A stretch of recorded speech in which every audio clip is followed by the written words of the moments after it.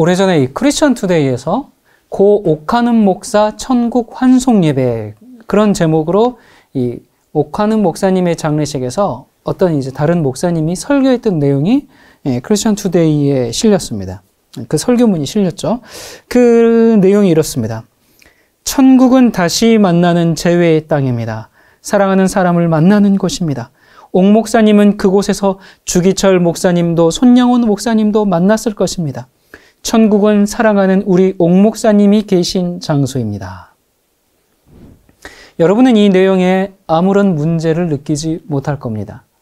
하지만 이 설교는 오늘날 대부분의 기독교인이 이 천국에 대해서 가지고 있는 아주 치명적인 오해를 여실히 드러내고 있습니다. 뭐가 문제일까요? 이 대다수의 사람들은 천국을 죽자마자 가는 곳으로 이해한다는 겁니다. 많은 교회들이 장례식 때 소천 예배, 하늘로 갔다는 거죠. 또 천국 환송 예배, 이런 얘기를 보편적으로 사용하고 있는데요. 여러분, 우리는 정말 죽는 즉시 천국이나 지옥에 가는 것일까요? 저는 옥하는 목사님이 구원받았을 것이라고 믿습니다. 예수님께서 재림하실 때 그 영광스러운 자리에 계실 거라고 믿습니다.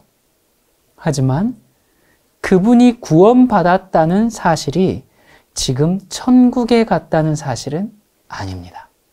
자, 이게 무슨 얘기인가? 인간의 사후에 대해서 4가지 견해가 있습니다. 첫 번째는 이제 아주 일반적인 견해인데요. 이게 대한예수교 장로의 헌법에 나온 내용입니다. 사람의 육체는 죽은 후에 티끌로 돌아가 썩는다. 그러나 그 영혼은 죽지 않는 생을 가지며 의로운 자의 영혼은 하늘에 올라가 빛과 영광 가운데서 하나님의 얼굴을 보며 그들의 육신이 완전히 구속되기를, 부활의 날이죠. 그날을 기다린다. 그러나 사악한 자의 영혼은 지옥에 떨어져 고통과 어두움 가운데서 대심판의 날을 기다린다. 대부분 이렇게 알고 있죠. 사람이 죽는 즉시 영혼은 천국이나 지옥에 간다, 그런 사상입니다. 그리고 여기에 특이한 점이 하나 있죠. 영혼은 하늘에 있고 그러다가 재림의 날에 육신이 부활해가지고 영혼과 육신이 이제 합쳐진다라는 내용인데요. 자, 과연 이것이 성경의 견해인지는 우리가 차차 확인해 보도록 합시다. 자, 두 번째는 이 로마 가톨릭의 견해입니다. 영혼은 죽지 않고 없어지지 않는다. 사람이 죽은 후에 의인의 영혼은 천국에 머물다가 최후의 심판 뒤에는 의인의 육신과 영혼이 함께 천국에 거하게 되며 죄를 지은 자가 죽으면 그 영혼이 분리되어 지옥에서 악마와 함께 영원한 벌을 받는다. 그러나 하나님께 귀의하여 죄를 용서받았으나 다소간의 흠이 있는 자의 영혼은 세상을 떠난 후 하나님 앞에 나아가기 전에 연옥의 불에 정화된다. 여기 보니까 장로교의 이제 와 이제 일반적으로 좀 단어의 차이가 조금 있긴 합니다만 뭐 별 내용의 차이가 없어요. 또 뭐 영혼은 천국에 있다가 최후의 심판 뒤에 육신과 함께 결합된다는 것도 같고요. 그리고 한 가지 조금 뭐 다른 게 있다면,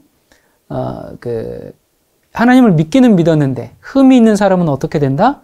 천국에 가기 전에 연옥에서 불로 고행한 다음에 가게 된다. 이런 내용이 좀 추가가 되어 있어요. 당연히 성경으로 지지받는 사상은 아닙니다. 여러분, 면죄부도 바로 연옥을 믿기 때문에 나오는 것이죠. 자, 그런데 흥미로운 것은 칼빈도 연옥과 같은 그 중간 지대를 주장했습니다. 자, 칼빈주의 개혁교회의 견해 한번 보겠습니다. 사람이 죽으면 육체를 떠난 영혼은 천국도 아니고 지옥도 아닌 임시 수용 과정인 중간 상태에 머물며 예수 재림까지 생전에 행한 선악에 따라 의인은 낙원에서 악인은 음부에 있다가 예수 재림 시 영원한 천국이나 지옥으로 간다. 그러니까 사람이 죽으면 일반적으로 알듯이 천국이나 지옥 가는 것이 아니라 어디에? 낙원이나 음부 그 중간지대에 있다가 예수님의 재림 때에 천국과 지옥에 간다는 사상인데요. 사실 이 칼빈의 이 중간지대 개념은 천주교의 연옥 사상과 별 차이가 없는 견해입니다. 자, 이렇게 이제 뭐 세 가지를 봤는데요. 뭐 약간의 차이가 조금씩 있지만 이 세 가지 견해는 모두 사람이 죽은 후에 어떻게 되는 거예요? 영혼은 죽지 않아. 불멸하기 때문에 죽거나 소멸되지 않고 아무튼 어디론가 간다. 그렇게 주장하고 있습니다.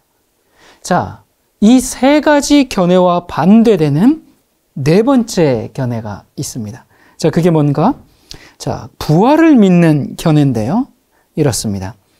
인간은 죽음과 동시에 영과 육이 소멸되며 예수께서 재림하실 때에 부활을 통하여 영, 육이 불멸의 몸으로 변화를 받게 된다. 조건적 불멸이란 모든 사람이, 모든 영혼이 다 불멸하는 게 아니라 그리스도를 믿고 따른 의인만 영원히 멸하지 않고 살게 되며 악인은 불멸이 아니라 멸절, 소멸되어 다시는 찾아볼 수 없다. 자, 이렇게 네 가지 견해를 봤는데요. 과연 무엇이 성경의 진리일까요? 어떤 사람들은 이렇게 믿든 저렇게 믿든 예수만 믿으면 되지 뭐가 그렇게 중요하냐 그렇게 말할지 모르겠습니다.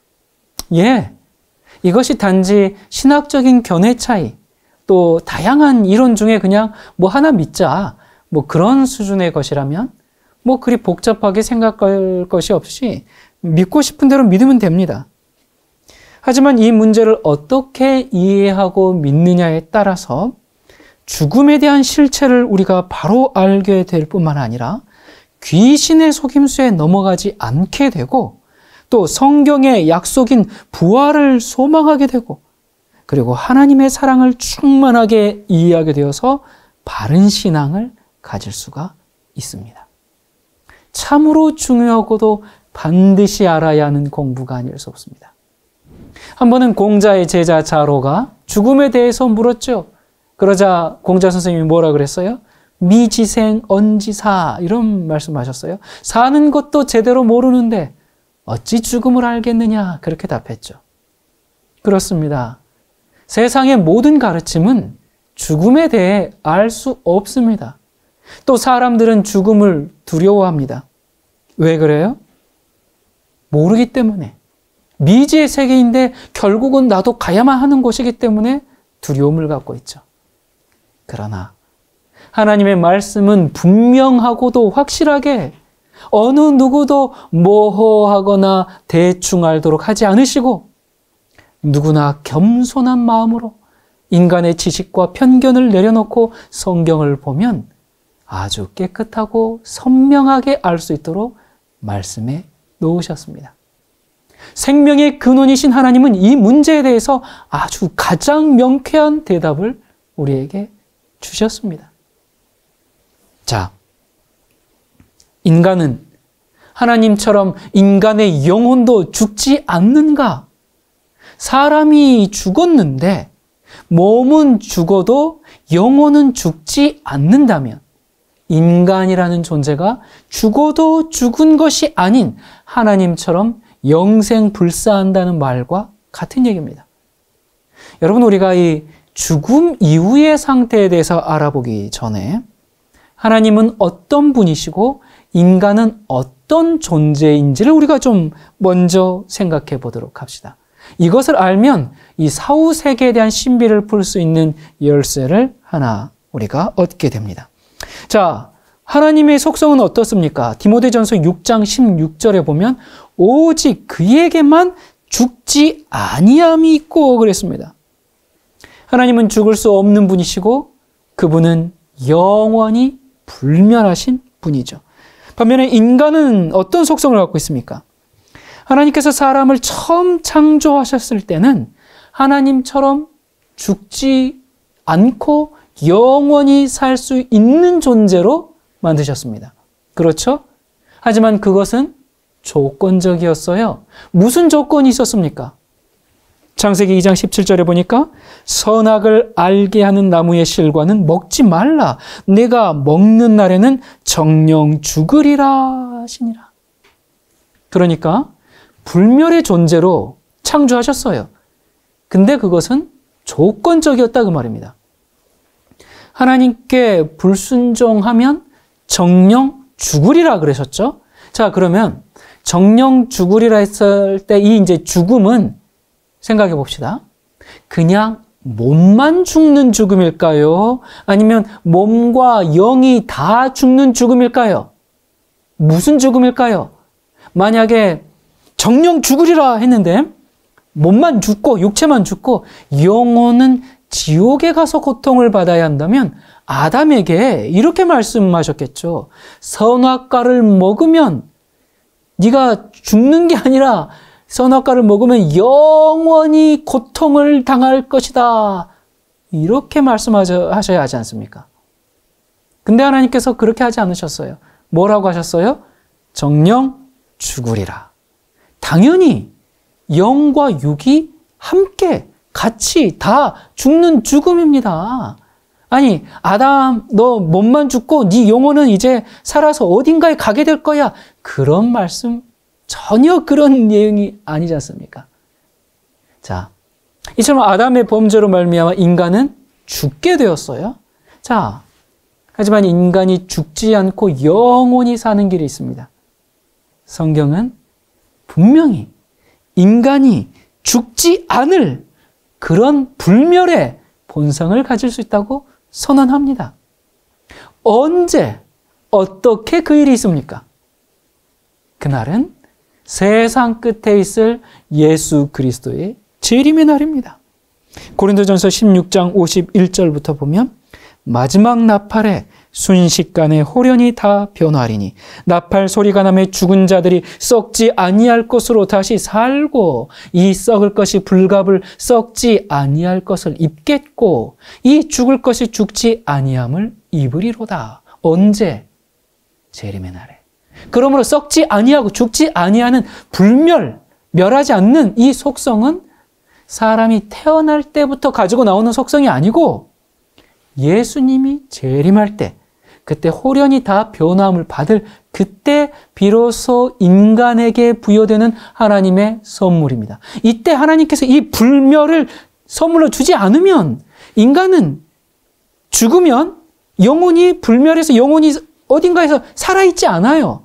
무슨 말씀인지 아시겠습니까? 재림의 날에 그때 불멸을 줘야 영혼이 죽지 않는다 그 말입니다. 지금은 그 선물을 받지 않았으니까 영혼이 어떻게 돼요? 죽는 거예요. 자, 이렇게 인간이 죽지 않게 되는 것. 지금이 아닙니다. 지금은 죽어도 죽은 게 아니야. 그게 아니에요. 영혼이 떠돌아다니다면 죽어도 죽은 게 아니죠. 근데 그게 아니라 영과 육이 다 죽는데 인간이 죽지 않게 되는 때가 이때란 말이에요. 예수님 재림 때. 그래서 죽지 않게 되는데 이때 죽지 않게 되는데 누구만? 의인만. 그래서 그것을 신학적인 용어로 조건적 불멸이라고 부르는데 그 이유는 영원히 멸하지 않는 이 영원 불멸의 속성은 누구한테만 주는 거예요? 오직 구원을 받는 성도들에게만 주는 것이기 때문에 조건적인 불멸이다 그 말입니다.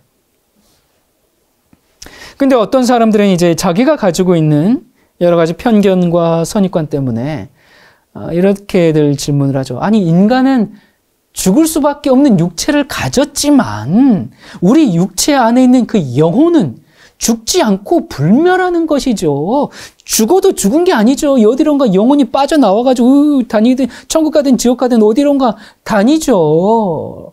라고 생각하고 묻습니다. 성경은 이러한 질문에 아주 분명한 답변을 주죠. 에스겔서 18장 4절에 보면 범죄하는 누구는 죽으리라? 범죄하는 육체는 죽으리라? 아니요. 범죄하는 그 영혼은 죽으리라 그랬어요. 자, 그런데 이 기독교뿐만 아니라 힌두교, 불교, 조상숭배, 무속신학, 심령과학, 뉴에이지 이 다수의 종교는 거의 다 영혼은 죽지 않는다, 불멸한다, 그 사상 위에 기초가 놓여져 있습니다. 그래서 사람이 죽으면 구천을 떠도는 귀신이 되든지, 뭐 낙원이나 음부에 갔든지, 아니면 천국이나 지옥에 가든지, 아니면 다른 무언가로 환생했다, 그렇게 믿어요. 어쨌든 뭘 믿든지 간에 이 모든 종교들은 영혼이 어떤 형태로든 어딘가에 있든 살아있다, 그렇게 생각하는 거죠. 자, 근데 이러한 그 영혼은 불멸한다라는 이 신앙이 도대체 언제, 어디서, 어떻게 시작되었을까? 여러분 그거 한번 생각해 보셨어요? 도대체 이게 언제, 어디서, 어떻게 시작되었을까? 그리고 이 사상이 어떻게 교회 안에도 들어오게 되었을까? 오늘은 기독교 역사적으로 이 이교의 교리가 어떻게 교회 안에 들어오게 됐는지를 살펴볼 것이기 때문에 많은 신학자들의 이름이 나오는 것을 양해해 주시기 바랍니다. 이 영상을 많은 목사님들 또 신학자들도 시청할 것이기 때문에 정말 오늘 말씀이 마쳤을 때 학자적인 신앙 양심이 깨우쳐지기를 바라고 영혼들을 바른 길로 인도해야 하는 그 목회자의 양심에도 큰 울림이 되기를 간절히 바랍니다. 자, 여러분 인류 최초의 거짓말이 뭔지 아십니까? 누가 누구를 속였고 그 내용이 뭔지 아십니까? 그것은 사탄이 하와에게 한 거짓말이었습니다. 그러면 무슨 거짓말을 했는가? 창세기 3장 3절입니다. 표준어 번역입니다. 하나님은 동산 한가운데 있는 나무의 열매는 먹지도 말고 만지지도 말라고 하셨다. 어기면 우리가 죽는다고 하셨다. 뱀이 여자에게 말하였다. 너희는 절대로 죽지 않는다. 예. 이 인간의 귀에 들린 첫 번째 거짓말은 뭐예요? 너희가 결코 죽지 아니하리라. 이 사탄의 속삭임이었죠. 이것이 왜 거짓말이에요? 왜 거짓말이냐면 창세기 2장 16절에 하나님께서 이렇게 말씀하셨습니다. 여호와 하나님이 그 사람에게 명하여 이르시되 동산 각종 나무의 열매는 내가 임의로 먹되 선악을 알게 하는 나무의 열매는 먹지 말라. 네가 먹는 날에는 반드시 뭐하리라? 죽으리라. 자, 반드시 죽으리라. 아니야, 결코 죽지 않아.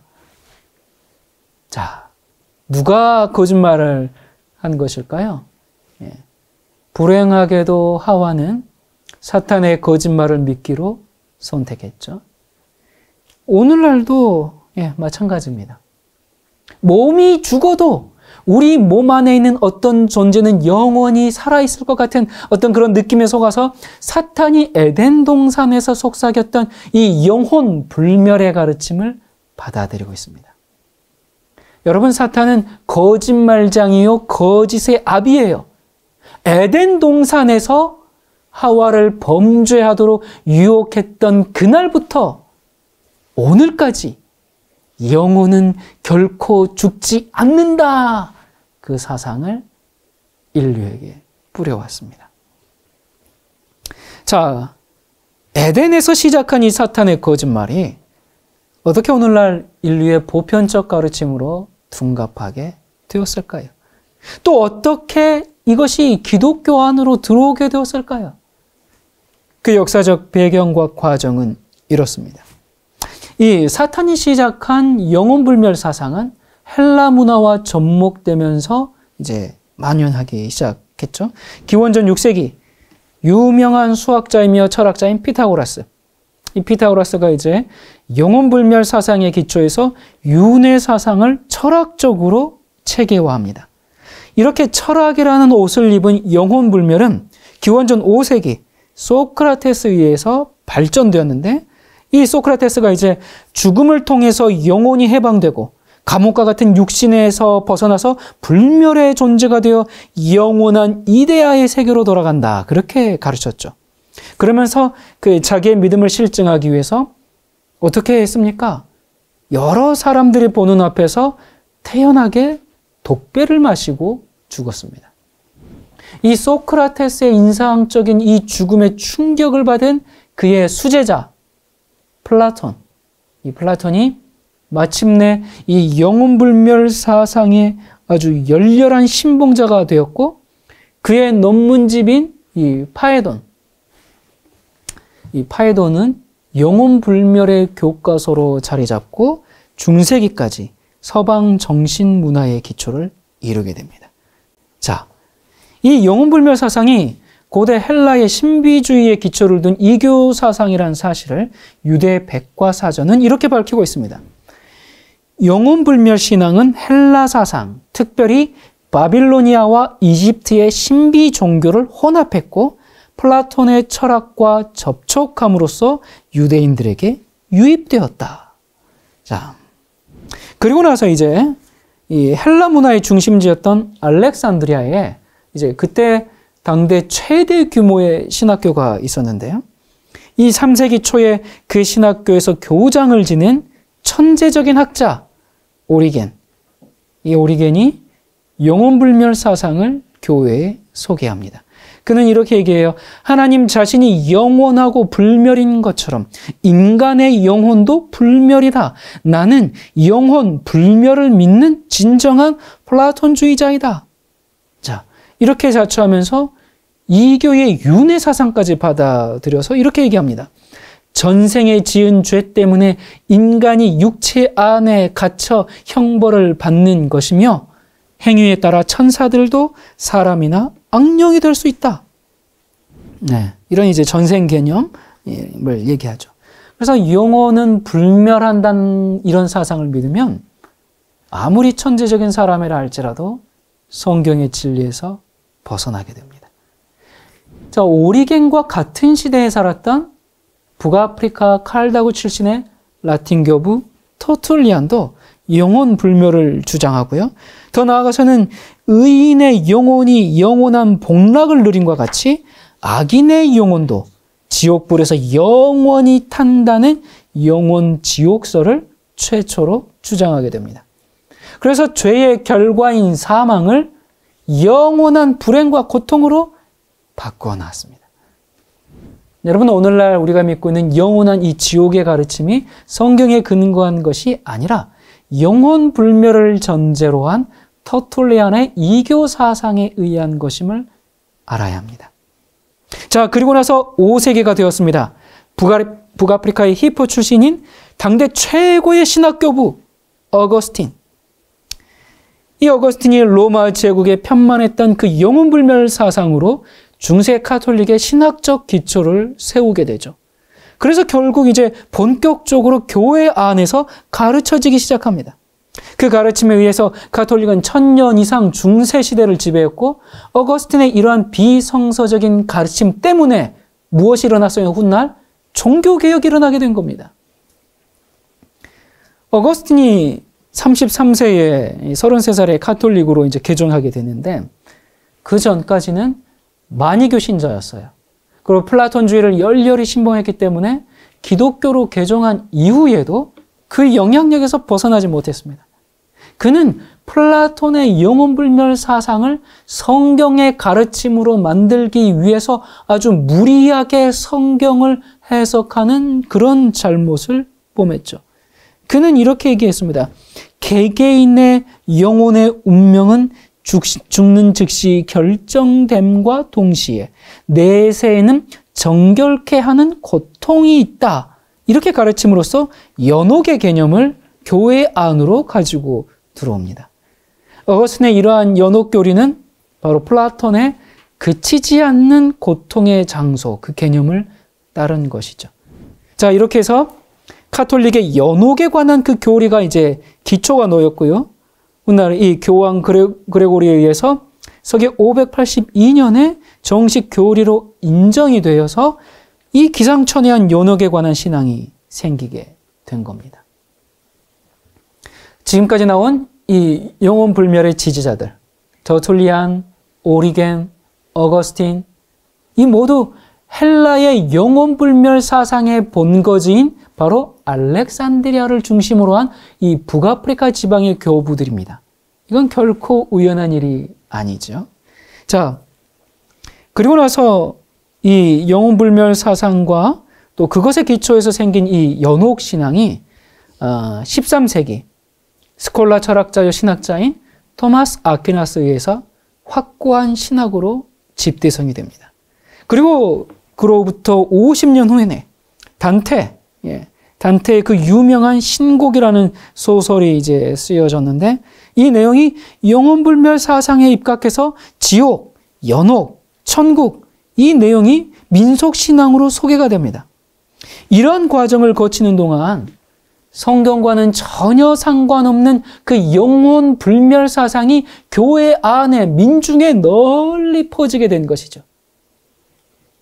그래서 종교개혁의 불길이 일어나기 직전에 열린 제5차 라테란 종교회의에서 교황 레오 10세는 이러한 역사적인 교소를 반포하게 됩니다.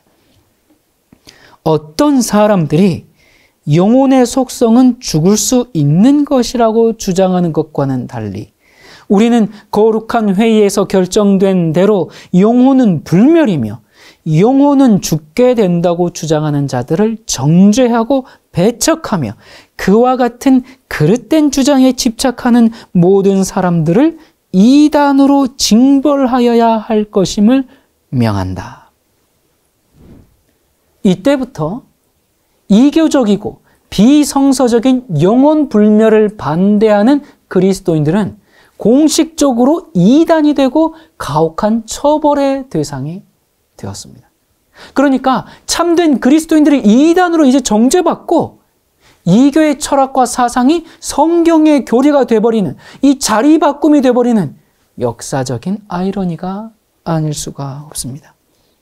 자, 이 영혼 불멸과 반대되는 조건적인 불멸, 또 악인 소멸, 이 악인 멸자리 신앙은 이 신앙의 근원이 어디에 있고 그것은 어떻게 전수되어 왔는가? 여러분이 조건적인 불멸과 영혼 소멸의 신앙은 창세기 2장에 선악을 알게 하는 나무의 실과는 먹지 말라. 먹는 날에는 정령 죽으리라. 이 하나님의 말씀에 드러나 있습니다. 하나님의 말씀에 순종해서 범죄하지 않으면 그때 불멸의 영생을 받게 된다. 그것이 조건적인 불멸인 겁니다. 반대로 불순종하면 어떻게 된다는 거예요? 죄의 값은 사망이다. 악인 죽음, 악인 멸절, 악인 소멸의 선언인 겁니다. 자, 이러한 신앙은 구약시대부터 모든 믿음의 조상들과 또 선지자들에 의해서 확고하게 옹호되어 온 정말 성경에 일관된 신앙입니다. 이 영혼불멸 사상은 성경에 결코 용납될 수 없음을 유대 백과사전에 이렇게 진술하고 있습니다. 육신이 죽은 뒤에도 영혼은 계속 존재한다는 신념은 철학적이고 신학적인 사조에 불과한 것이며 성경 어디에도 가르쳐진 곳이 전혀 없다. 죽은 후에도 영혼이 계속적인 생명을 누린다는 신앙은 원시적인 조상 숭배와 악령과 접신하는 강신술의 기초를 이루었던 것인데 생명의 하나님이신 여호와를 믿는 믿음에 적대되는 것이다. 그러니까 여러분 다시 말하면 구약 성경은 영혼불멸 신앙을 누구의 역사로 간주했어요? 사탄의 역사로. 그렇게 간주하고 신접한 자들을 모두 죽이라고 여러 번 반복하면서 영혼 불멸을 철저히 배척하고 있습니다. 구약만 그런가? 신약 시대도 마찬가지입니다. 예수님은 물론이고 모든 사도들과 신약 성경 전체는 당시에 편만했던 그 헬라의 영혼 불멸 사상을 결코 용납하지 않았습니다. 그리고 유대교 내부에까지 깊이 침투했던 그 잘못된 내세관을 정면으로 배척했어요. 예수님과 사도들이 전한 그 복음의 내용을 보세요. 마지막 심판 후에 재림 때에 그때 있을 그 몸이 부활해서 그때 영원히 살게 되는 그런 불멸이었지, 죽은 후에 그냥 바로 일어나는 그러한 영혼의 불멸을 한 번도 가르친 적이 없습니다. 자, 이러한 이 초대교회의 이 성경적인 부활신앙, 곧 이 조건적인 불멸신앙은 이 사도들의 뒤를 이은 그 후계자들, 제자들에 의해서도 일관성 있게 이제 유지되었는데요. 사도 바울과 직접 친교를 나눈 것으로 알려진 로마 교회 감독 클레멘스, 또 베드로의 후계로 알려진 안디옥의 감독 이그나티우스, 요한의 제자로 알려진 서머나의 감독 폴리캅, 그리고 그때 당시 문서들의 모임인 디다케라는 교훈집, 바나바 서신, 헤르마스의 목양서, 여기에는 전부 영혼의 불멸이 아니라 육신의 부활을 강조하고 악인의 영원한 소멸을 기록하고 있기 때문에 이 영혼 문제에 대한 그 예수님과 그분의 제자들과 사도들의 신앙이 그 다음 세대까지도 유지되었음을 우리가 당시 문서들을 통해서 알 수가 있습니다. 하지만 사탄과 그의 대리자들의 공격으로 교회에는 이교의 가르침이 편만하게 되었죠. 그러면서 성경의 진리는 거의 묻혀지게 되었습니다. 참된 그리스도인들은 순교의 피로 성경의 진리를 고수할 수밖에 없는 그런 시대가 이어져 왔습니다. 여러분, 이 세상의 역사, 또 이 교회의 역사는 하나님과 사탄 사이의 대전쟁입니다. 사탄의 맹렬한 공격으로 교회 안에 이교의 가르침이 넘쳐났어요. 하지만 하나님께서 이대로 물러설 수만은 없었습니다.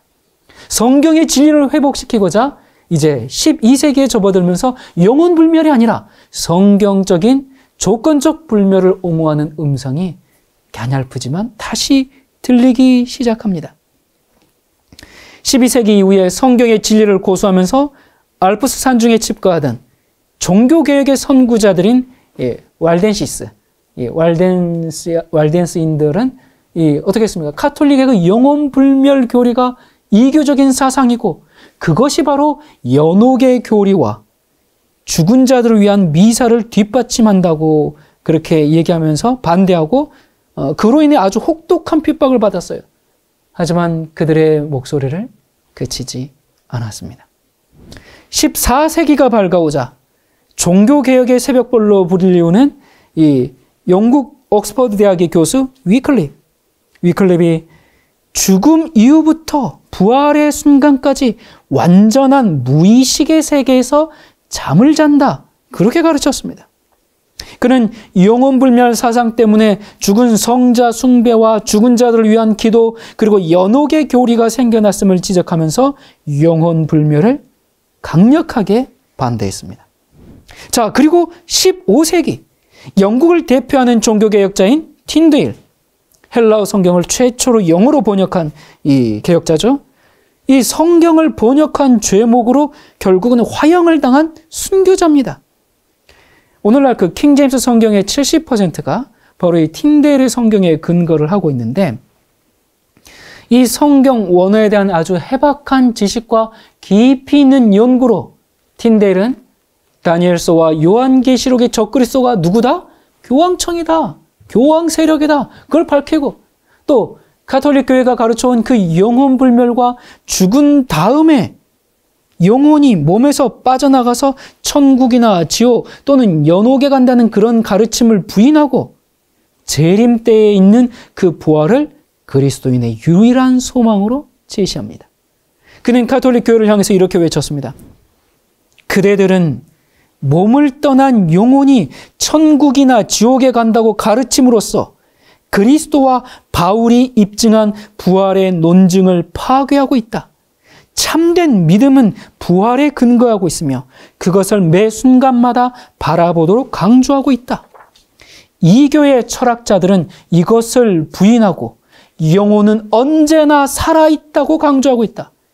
교황은 그리스도의 영적인 가르침과 철학자들의 인간적인 가르침을 함께 섞어 놓았으나 이것들은 서로 상반되기 때문에 조화될 수가 없다. 내게 말해보라. 만약 영혼들이 하늘에 있다면 그들이 새삼스럽게 부활을 받아야 하는 까닭이 무엇이란 말인가?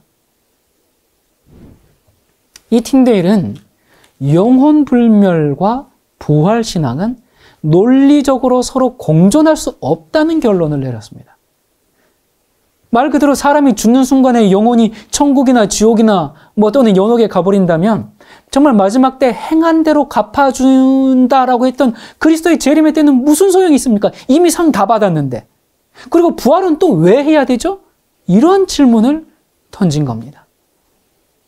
자, 그리고 마침내 16세기에 접어들면서 오랫동안 이 중세 교회에 억눌렸던 그 신앙 양심이 폭발하면서 1517년 독일을 시작으로 거대한 종교개혁의 물결이 일어나게 되죠.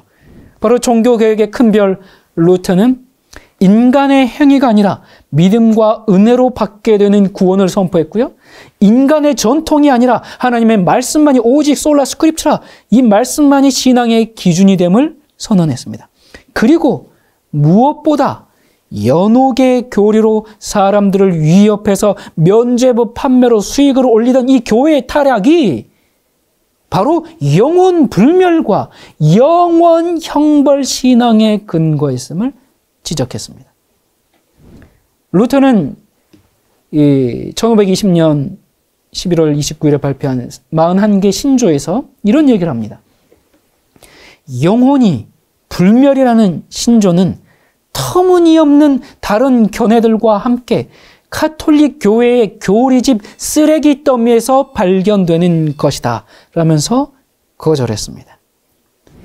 이 종교개혁운동의 선봉장인 이 루터는 영혼불멸 사상이 없었으면 면죄부도 없었을 것이다 그러면서 영혼불멸 때문에 파생된 이 연옥과 또 죽은 성자 숭배, 이걸 다 부인했고 죽음은 무의식을 가지고 무의식의 잠이다 그렇게 가르쳤습니다. 루터의 호소를 한번 들어보도록 합시다. 하나님의 아들의 고귀한 피를 통하여 구원받은 우리 그리스도인들은 죽음을 두려워하는 대신에 그것을 깊고 달콤한 잠으로 생각해야 한다. 그리하여 관 속에 들어가는 것을 천국이나 지옥에 가는 것으로 착각하기보다는 무덤 속에서 무의식 상태로 잠자는 것으로 받아들여야 한다. 이러한 믿음은 하나님 앞에서 명백한 진리로 판명될 수 있다. 루터는 전도서 주석을 쓰면서 사람이 죽으면 절대 무의식의 세계로, 무의식으로 돌아간다는 그 사실을 아주 강력하게 논증했습니다. 자, 이렇게 종교개혁자들을 통해서 이교의 교리는 이제 다 부인당하고 성경의 진리가 세워지는 이 역사적인 순간에 참담한 일이 벌어집니다. 무슨 일이 벌어졌는가?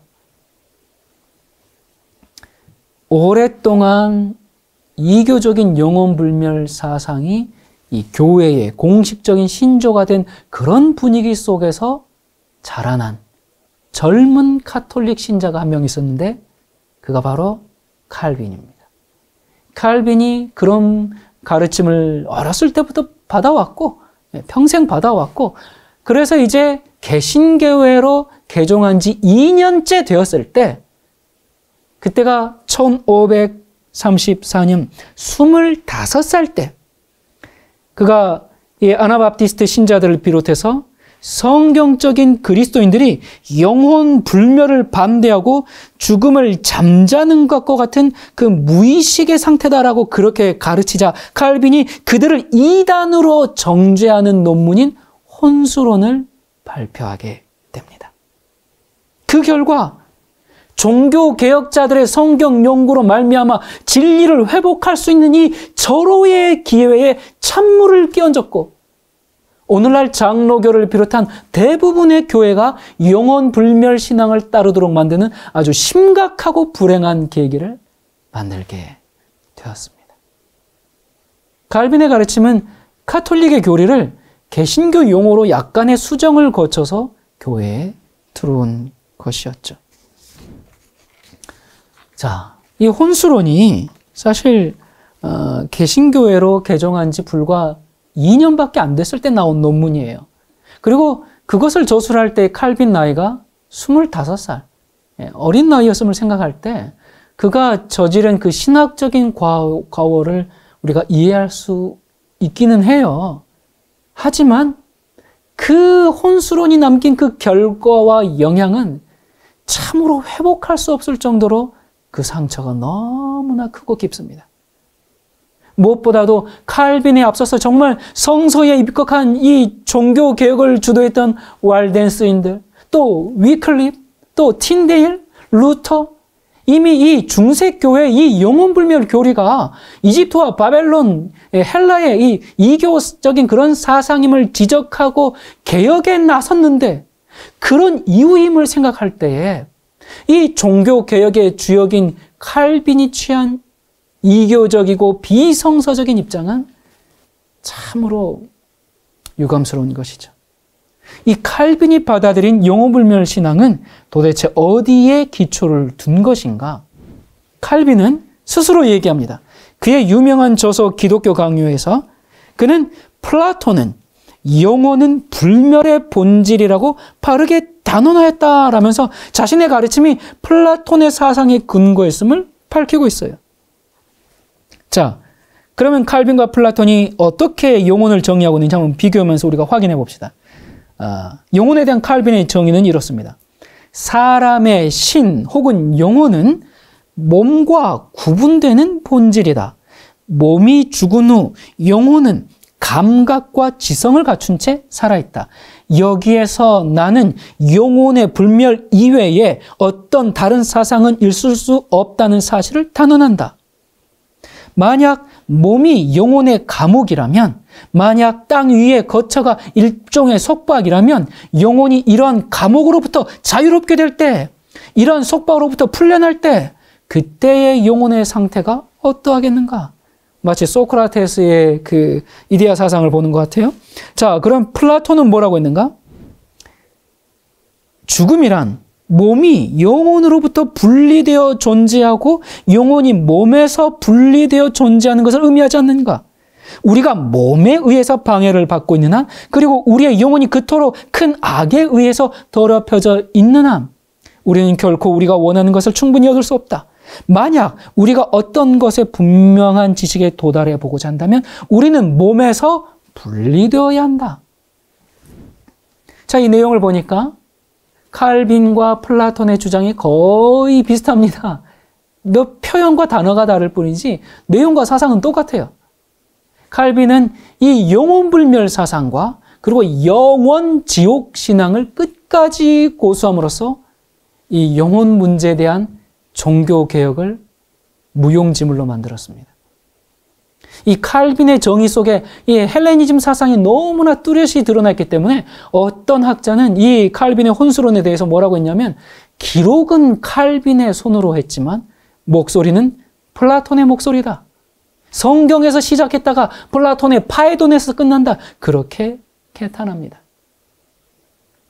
이 영혼이 몸을 떠나서 계속 존재한다는 영혼불멸 사상은 고대 이집트에서 발현이 되어가지고 소크라테스를 이어서 플라톤이 헬라 철학으로 집대성했고, 그것은 어거스틴에게 전수되었고, 그리고 중세 가톨릭 교회의 교리로 정립되었고, 안타깝게도 칼빈이 다시 한번 강조하고 고수함으로 이 영혼 문제에 관한 종교개혁은 무효가 되고 만 것입니다.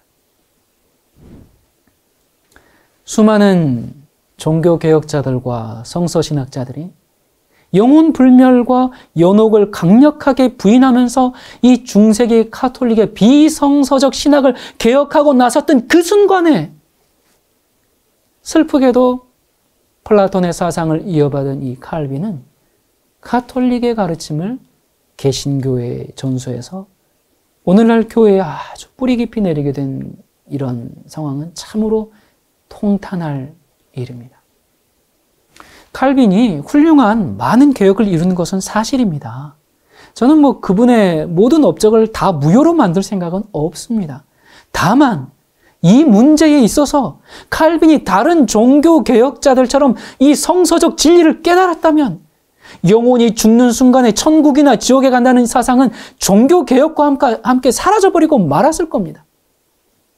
자, 이런 답답한, 안타깝고 정말 통탄할 만한 이러한 상황에 하나님은 이런 성을 그냥 내버려 두지 않으시고 양심적이고 진실한 학자들을 일으켜서 반격을 시도하십니다. 17세기 신라권의 저자인 존 밀턴은 이 영혼 문제의 핵심을 명쾌하게 이렇게 얘기합니다.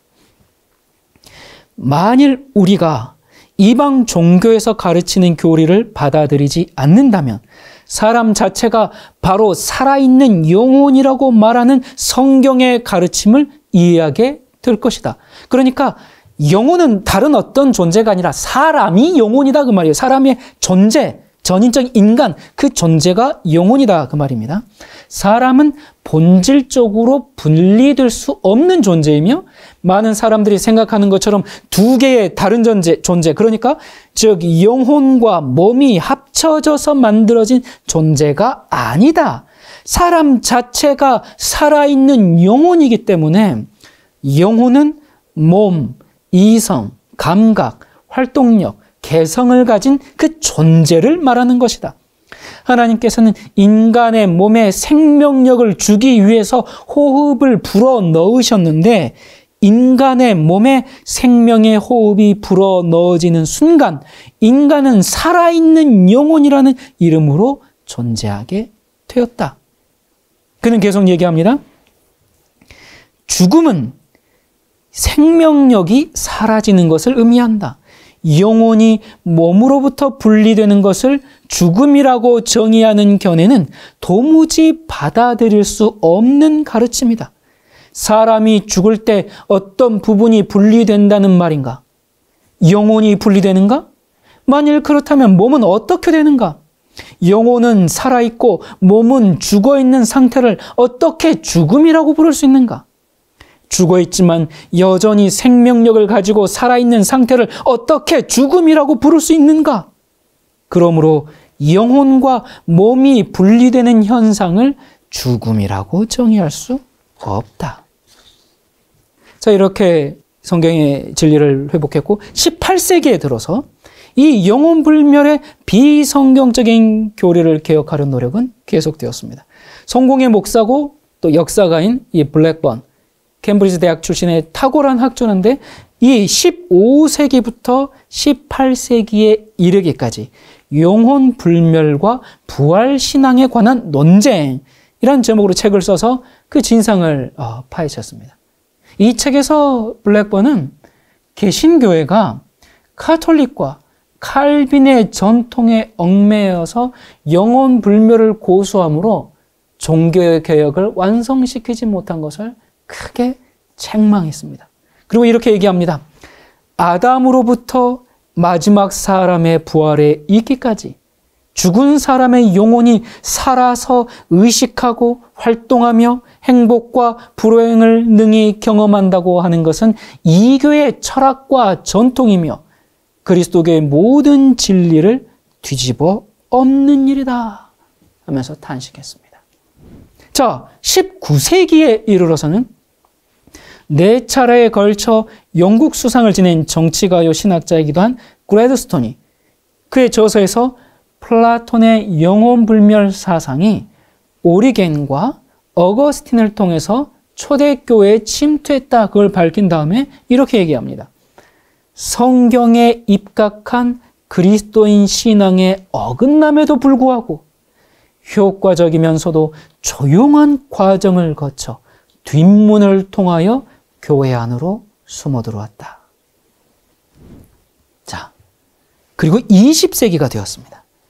20세기가 밝아오자 각 교단, 교파를 대표하는 성서 신학자들이 더욱 밝혀진 성경 진리의 빛을 통해서 영혼 불멸이 아니라 조건적인 불멸을 옹호하는 이 지성과 양심의 소리가 더욱 크게 높여지게 됩니다. 성공의 최고 지도자인 캔터버리 이 대주교였던 템플이 영혼 불멸은 플라톤의 이교 사상임을 지적하고 부활 때에 부여되는 그 불멸을 강조하고 한편 연옥과 지옥에 대한 로마 가톨릭 교회의 가르침이 전적으로 비성경적임을 거듭 강조했습니다. 그리고 모펫역 성경으로 잘 알려진 이 스코틀랜드 장로교의 신학자인 모펫, 또 스웨덴의 루터교 신학자인 니그렌, 미국의 개혁교의 신학자인 라인홀드 니버, 스위스의 신학자인 에밀 브루너와 칼 바르트, 또 독일 루터교의 신학자인 불트만, 미국 하버드 신학자 틸리, 영국 침례교 신학자인 스크로기, 이런 사람들은 지금 현대 일반인들에게도 알려진 근대 신학자들이죠. 그리고 특히 현대 칼빈주의 대표 신학자인 이 볼카워도 이 칼빈의 이중 예정과 함께 영혼불멸 신앙의 모순을 느끼고 성경적인 조건적 불멸의 신앙으로 전환을 했어요. 참으로 학자적인 양심을 가진 신앙인의 떳떳한 태도죠. 자, 이렇게 계속 하나님께서 반격을 해 오시다가 드디어 20세기를 대표하는 최고의 신학자로 꼽히는 독일의 오스카 콜만이 영혼의 불멸인가 죽은 자의 부활인가 라는 이 세계적인 파문을 일으키는 논문을 발표합니다. 이 내용에 보면 누구든지 죽음을 정복하기 원한다면 먼저 죽어야 하는데, 즉 몸과 영혼이 함께 죽음으로써 하나님께서 인간에게 부여하신 생명력 자체를 잃어버려야만 한다. 죽은 자의 부활에 대한 그리스도 교회의 소망과 영혼 불멸에 대한 헬라 사상 사이에는 근본적인 차이가 있다. 영혼 불멸을 믿는 헬라 사람들은 무엇보다도 그리스도교의 부활 설교를 받아들이기가 가장 어려웠다. 신약에는 영혼 불멸이냐 죽은 자의 부활이냐라는 질문에 대한 대답이 명백하게 기록되어 있다. 소크라테스와 플라톤의 가르침은 결코 신약의 가르침과 조화될 수 없다. 자, 이 오스카 콜만은 영혼 불멸과 부활은 동시에 믿을 수 없는 상반된 사상이라는 사실을 강조하면서 이렇게 모든 정말 기독교와 신자들에게 호소를 하고 있습니다. 오늘날 그리스도 교회가 영혼 불멸과 부활 신앙을 혼합해서 받아들임으로써 빚어진 신학적 착오와 신자들의 혼동은 나로 하여금 침묵을 지키지 못하게 하고 있다. 영혼 불멸을 받아들이면 그리스도 교회의 핵심인 부활 신앙을 부인하는 결과를 초래하기 때문에 나는 더욱 가만히 있을 수가 없다. 교회는 고린도전서 15장을 플라톤의 영혼 불멸 교리인 파에돈을 성립시키기 위하여 희생시켰는데 나는 이 사실을 도저히 덮어둘 수 없다. 이 논문이 나오자 교계의 저항은 격렬했죠. 그러나 쿨만은 이렇게 얘기합니다. 어느 비판자도 성경으로 나를 반론하지 않고, 성경으로는 반론을 할 수가 없죠. 성경으로 나를 반론하지 않고 철학적인, 심리학적인, 무엇보다도 감정적인 막연한 이유로 공격을 하고 있다. 초대교회의 부활신앙은 헬라의 영혼 불멸과 조화될 수 없는 것이 사실이 아닌가? 초대 그리스도인들에게 있어서 영혼은 본질적으로 불멸이 아니라 예수 그리스도의 재림을 통해서만 불멸의 것이 된다. 성경에 어긋나는 신앙은 그리스도교의 신앙이 아닙니다. 철학이나 전통이 성경을 대신해서는 안 됩니다. 이 오스카 콜만의 말처럼 영혼 불멸과 부활을 동시에 믿을 수 없는 서로 어긋나는 신앙입니다. 종교개혁 이후에 현대에 이르기까지 많은 성서학자들은 영혼이 죽으면 천국이나 지옥에 가는 것이 아니라 부활의 아침까지 뭐한다? 잠을 잔다고 그렇게 믿고 가르쳤습니다. 산소를 발견한 과학자인 프리스틀리, 만유인력의 법칙을 발견한 뉴턴, 영국 찬송가의 아버지여 신학자인 아이삭 와츠, 헬라어 성경을 독일어로 번역한 스테그만, 그리고 성경 주석학자로 꼽힌 이 히브리어 주석으로 유명한 델리치, 델리치는 이 구약 성경 주석에서 이렇게 얘기합니다. 성경 전체는 영혼이 불멸한다는 것에 대해서 전혀 말하고 있지 않다. 성경적인 관점에서 볼 때 영혼은 죽음에 이른다. 이 중세 교황청이 지배하던 시기에 많은 종교개혁자들은 영혼 불멸을 반대한 죄목으로 계속 화형에 처해졌습니다. 1611년 4월 레가트와 위트만은 화형을 당하기 전에 이렇게 고백했습니다. 우리는 성경에 기록된 대로 죽은 자의 부활을 믿습니다. 지금 천국이나 지옥, 연옥에 가는 것이 아니라 주님께서 그의 천사들과 함께 구름을 타고 오실 때 죽은 상태에서 우리 각자의 영과 육이 일어날 것이며 그때에 각 사람의 행위대로 심판을 받게 될 것을 믿습니다. 여러분이 이토록 고결한 정말 신앙 고백, 이러한 성서적 신앙이 어째서 화형에 처해질 이단의 신조가 되었을까요? 이 종교적인 편견에 사로잡힌 다수는 참으로 맹목적이기 때문에 더욱 무서운 것입니다.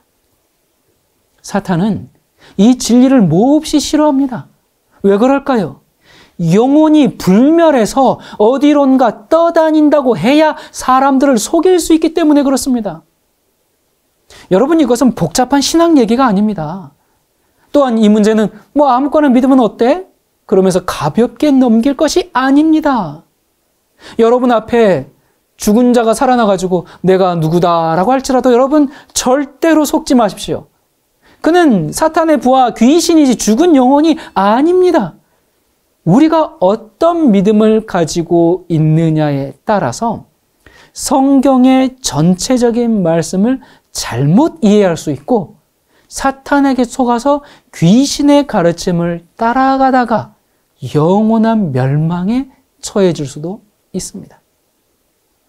죽음 이후에도 영혼이 존재한다는 이 영혼 불멸 사상은 성경에 근거한 진리가 아니라 거짓의 아비인 그 사탄이 에덴 동산에서 한 그 최초의 거짓말에 기초한 것임을 우리는 성경과 역사적인 증거로 확인했습니다. 그럼에도 오늘날 다수의 기독교회가 이 바벨론에 취하게 하는 독주인 영혼불멸 사상을 마시고 있는 것은 참으로 안타까운 일이죠. 이 영혼불멸에 이 취하게 하는 술자는 결국에는 부활의 교리에 아주 심각한 오해를 낳게 만들고 더 큰 문제는 몸은 죽어도 영혼은 죽지 않는다는 이 사상을 통해서 사탄은 사람들과 교통하는 무서운 접신술을 하고 있습니다.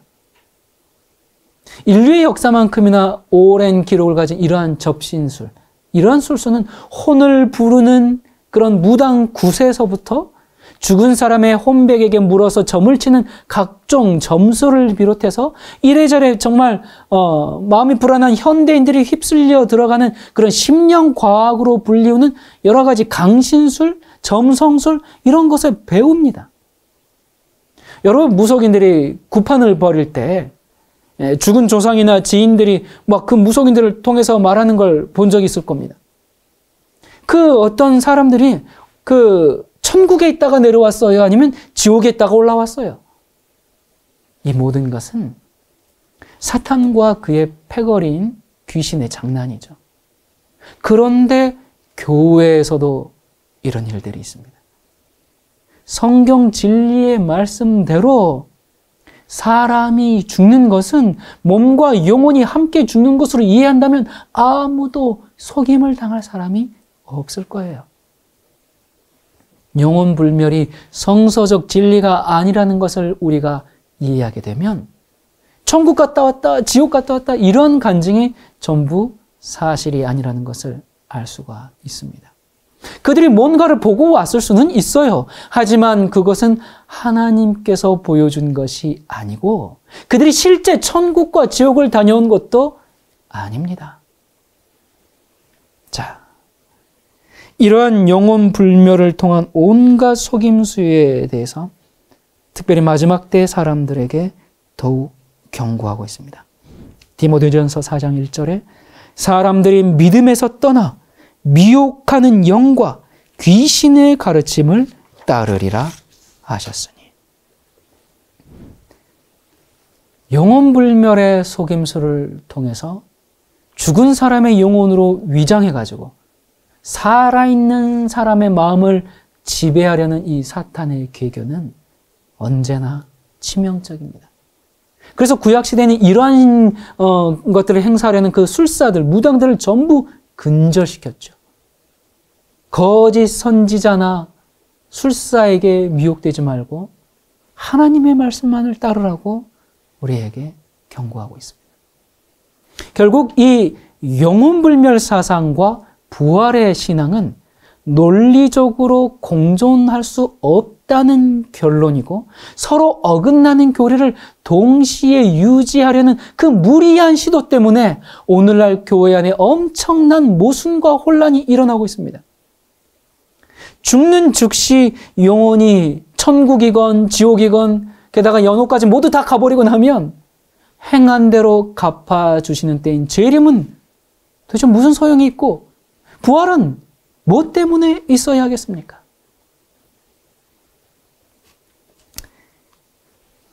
십자가에 돌아가시기 얼마 전에 예수님께서 최대의 이적을 행하셨어요. 죽은 지 나흘이나 되어서 무덤에서 썩고 있던 베다니 사람 나사로를 부활시킨 거죠. 이 엄청난 이적을 목도한 많은 유대인들이 예수님을 그리스도로 받아들이고 부활을 확신하게 되었습니다. 그런데 완고한 바리새인들과 또 부활을 믿지 않는 사두개인, 이런 종교 지도자들은 자신들의 그 종교적 권위가 손상당하는 것이 두려워서 잘못이 드러난 자신들의 교리를 바꾸는 대신에 부활의 산 증거가 되는 장본인들, 예수님과 나사로를 둘 다 죽여버리기로 결정하고 모의를 시작했습니다. 참으로 끔찍한 일이죠. 자신들이 오랫동안 대대로 신봉해 온 그 잘못된 교리를 바꾸는 것보다 구세주여 하나님의 아들이신 예수님과 나사로를 죽이는 일이 그들에게 훨씬 쉬웠다는 사실입니다. 종교적인 편견보다 더 무서운 게 없어요. 오늘날도 마찬가지로 죽은 자는 아무것도 모른다고 수차례 반복한 성경 말씀은 다 제쳐놓고 이교의 가르침과 헬라의 영혼 불멸 사상을 쫓아서 결코 죽지 아니하리라 그 사탄의 거짓말을 철석같이 믿고 있는 것도 이 종교적 편견이 성경보다 강하다는 것을 보고 있지 않습니까? 여러분은 지금까지 영혼 불멸과 조건적 불멸인 부활 신앙에 대해서 성경적이고 역사적인 사실을 확인하면서 여러분은 어떤 선택에 이르게 되었습니까? 소속되어 있는 교단의 그 전통적인 교리를 고수하기 위해서 성경의 분명한 가르침을 외면하거나 부인하게 된다면 예수님 당시의 그 종교 지도자들과 다름이 없지 않습니까? 비록 종교적인 편견이 무서운 것은 사실이지만 이 편견에 사로잡혀서 엄숙한 판단을 그르치는 것은 참으로 영원히 불행한 일이 아닐 수가 없습니다. 앞서 언급한 20세기를 대표하는 신학자인 오스카 콜만의 이 신앙 양심 선언을 다시 한번 경청해 보도록 합시다. 오늘날 그리스도 교회가 영혼 불멸과 부활 신앙을 혼합해서 받아들임으로써 빚어진 신학적 착오와 신자들의 혼동은 나로 하여금 침묵을 지키지 못하게 하고 있다. 영혼 불멸을 받아들이면 그리스도교의 핵심인 부활 신앙을 부인하는 결과를 초래하기 때문에 나는 더욱 가만히 있을 수가 없다. 교회는 고린도전서 15장을 플라톤의 영혼 불멸 교리인 파에돈을 성립시키기 위하여 희생시켰는데 나는 이 사실을 도저히 덮어둘 수 없다. 참으로 모든 목사들과 신학자, 그리고 그리스도인들이 들어야 할 바른 양심 선언입니다. 그렇습니다. 이교적인 영혼불멸 사상인 이 플라톤의 파해돈을 세워주기 위해서 구원의 완성이요 그리스도인의 최고의 소망인 부활의 진리를 희생시킬 수는 없습니다. 마찬가지로 파해돈에 드러난 그 플라톤의 헬라 사상의 뿌리를 두고 있는 칼빈의 혼수론을 무조건 고수하기 위해서 그리스도인 신앙의 유일한 규범이요 하나님의 말씀인 성경을 제쳐놓을 수는 없습니다. 그것은 지성을 갖춘 그리스도인의 올바른 신앙 양심이 아닙니다. 헬라적인 영혼 불멸과 성경적인 부활 신앙은 결코 어울릴 수도 없고 함께 가질 수도 없는 상반된 신앙입니다. 성경은 우리에게 이렇게 도전합니다.